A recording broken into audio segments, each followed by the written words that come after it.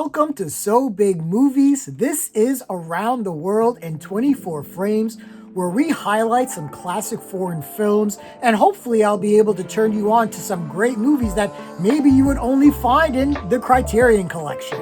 On this episode, we are going to take a deep dive into one of the greatest and most influential films of all time, along with discussing the filmmaker that I feel I have the most spiritual kinship with in terms of the themes that he likes to tackle. But there really isn't much more that I need to say. This film needs no introduction. We are going to talk about Ingmar Bergman's The Seventh Seal.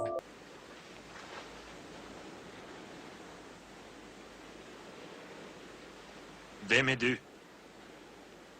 Jag är döden. Kommer du för att hämta mig? Jag har redan länge gått vid din sida. Det vet jag. And so begins one of the most visually stunning and easily remembered films ever brought to celluloid. Ingmar Bergman's The Seventh Seal is a film so confident in its purpose, so sure in its meaning, that there is no need for exposition. There is no use for subtext. Everything you see on the screen is there because it is. Film is primarily a language of images. The first rule of screenwriting and any filmmaking experience is show, don't tell. And Bergman loves to show. He loves to evoke our emotions with on-screen images. This film may be more remembered for what one sees as opposed to what is heard, which is remarkable for a movie made in the sound era. This is one of my most watched films. I may not be able to recall every line of dialogue, but I could probably give you a shot-by-shot breakdown for what I remember in my head. It is a powerful visual feast, one that nowadays may be scoffed at as we have become so used to realistic human gestures and trained to observe color photography and fast edits.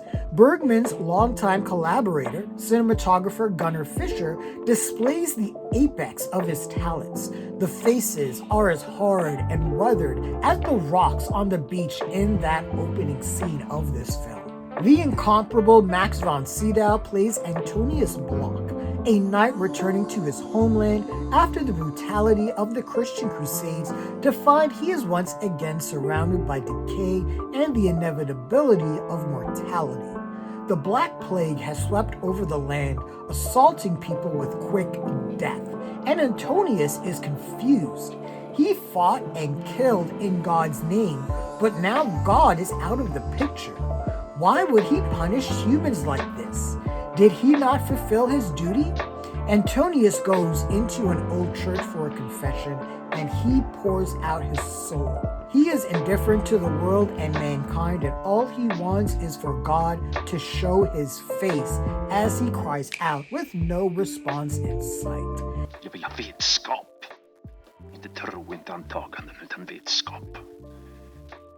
Jag vill att Gud räcker mig sin hand, avtäcker sitt ansikte och talar till mig. Men han tiger. Jag ropar till honom i mörkret. Men ibland är det som det inte fanns någon där. Det kanske inte finns någon där. Då är levandet en orimlig fasa. He explains his dilemma with death and his strategy to beat and cheat him. But then the preacher reveals to be the Grim Reaper himself. I nästa drag river jag upp hans ena flank. Det ska jag lägga på minnet. See, earlier, Antonius made a pact with death to play a game of chess to buy time for his life so he can be reunited with his wife, who he had not seen in 10 years. If he wins, he is spared. If he loses, well, like if there's any doubt. Du fick svart. Det passar ju bäst så. Inte sant? Every move on the chessboard that is made keeps Antonius away from that inevitable grip. Death's appearance in the church, though, serves as a cruel reminder that he is omnipresent and comes in any form with no safe haven, even in the church, and therefore God must acknowledge death. Antonius and his squire, Jans, a jovial misogynist who silently snarls when in disagreement with his master, encounter a group of performers. They find a deserted farm where Jans apprehends another trying to steal a bracelet from a plague victim. This is the very same theologian who persuaded Antonius to join the Crusades, the first in a line of excessive behavior. Dr. Mirabilis Celestis et Diabilis. Har jag inte rätt? Det var du som för 10 år sedan övertygade min herre om nödvändigheten att dra till det heliga landet på ett finare korståg. Är du orolig? Fick du ont i magen?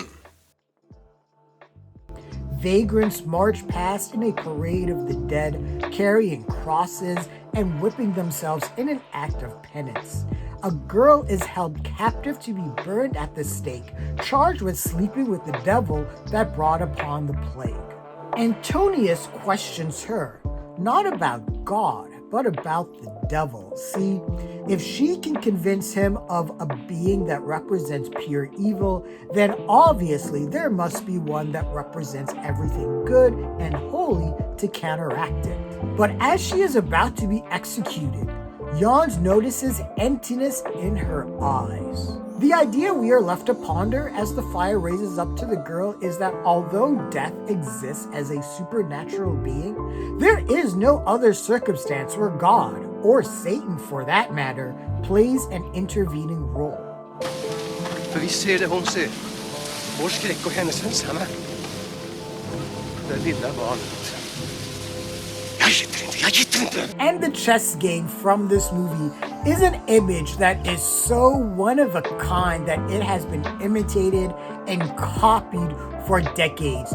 Bill and Ted's Bogus Journey probably being the most famous imitator. It is only one of the many inspired visuals Bergman has given to us over the length of his career. Upon thinking about this vision, I am reminded about Max von Sydow's Priest in the opening scenes of The Exorcist, where after an archaeological exploration, he comes face to face with who we eventually discover to be Pazuzu. It is almost as if the director William Friedkin decided to recreate that imagery with the same actor and just upped the stakes.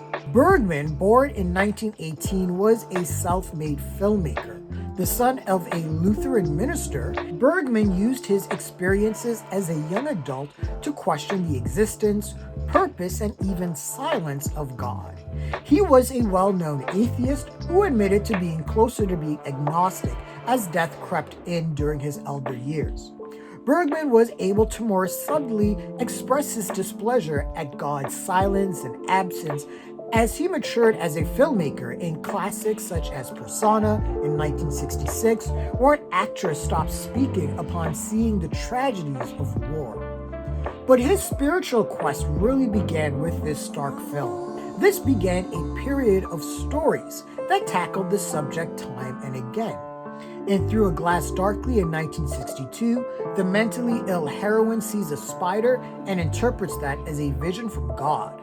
In Winterlight from the same year, the story concerns a priest who questions his faith under the possibility of a nuclear holocaust. In Cries and Whispers from 1972, a cancer victim discovers a faith that her sisters just cannot comprehend. The film is quick at a little over an hour and a half, but it is one of the most thought-provoking cinematic sits anyone could encounter, and one just wonders how one filmmaker was able to take so many themes and ideas and topics and fit them into this minimalist setting, but somehow Ingmar Bergman is able to make everything work without feeling too weighty or overwhelming. And that is a gift very few filmmakers possess. If you look at the one-sheet poster for Halloween 3 Season of the Witch, you will find a blatant homage of the Seven Seals ending shot. Again, there is no message to be left with, no final words of wisdom. It is just a pure, uncompromising image. Isa och riddaren Ravel och Jöns och Skat. Och den stränge herren döden bjuder dem till dans. observes an onlooker, directing his gaze to the horizon where death will lead his latest victims in a silhouetted haunting parade. And these are visuals that Bergman was just so sure of, subtext is not required. The understanding and purpose is already there for the audience to see. The faces of the plague victims, the crashing of the waters against the hard rocks, the deafening dread-inspired choir chant that opens the film, these are moments that assault our senses and make us sit up and demand our attention. Don't think that Ingmar Bergman's stories are all about despair, though. In each one of his films, beginning with The Seventh Seal and Wild Strawberries, released in the same year, also about a man questioning his purpose at the end of his life, there is a scene of calm and reconciliation.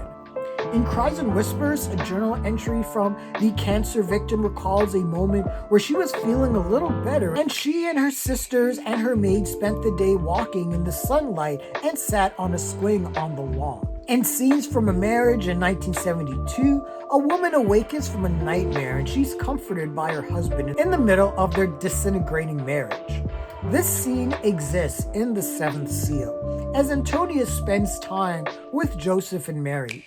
Saving this family from death becomes his final mission, his crusade, and this represents an affirmation of the beauty within the complexities of life. Minnas den här stunden. Stillheten och skymningen. Skål med smultron. Skål med mjölk. Era ansikten i kvällsljuset. Mikael som ligger och sover. Joff med sitt strängspel. Jag ska försöka komma ihåg vad vi talat om. Och jag ska bära det här minnet mellan mina händer. Lika försiktigt som vore det en skål breddfylld med nymjölkad mjölk. Antonius is surrounded by darkness and despair, death, and the destruction of his own physical body. But hope, suggests Bergman, even in its simplest form, can bear the fruit of a positive future amidst the cynical nature of our being. If you have faith the size of a mustard seed, who would have imagined that an artist would use a proverb so opposite to his own personal beliefs to express his own thoughts about human nature and mortality? I admit, The Seventh Seal is a bit of a dense experience with its stark black and white photography and its weighty themes, but I promise you, if you stick with this movie, you will have a great, profound cinematic experience. What did you think of Ingmar Bergman's The Seventh Seal? Do you have a favorite Ingmar Bergman film? Share your thoughts, leave your comments, like the video, subscribe to the channel, and don't forget to hit that bell icon so you can get notifications as well. Thanks a lot, everyone. Take care.